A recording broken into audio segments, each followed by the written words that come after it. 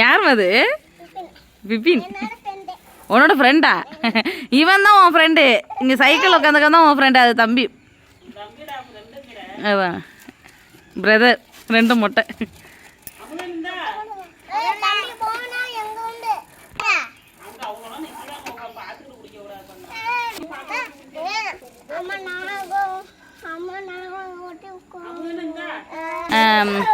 Banana song பாடு.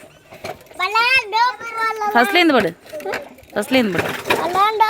ஃபர்ஸ்ட்லேருந்து பாடுமா Bala. Banana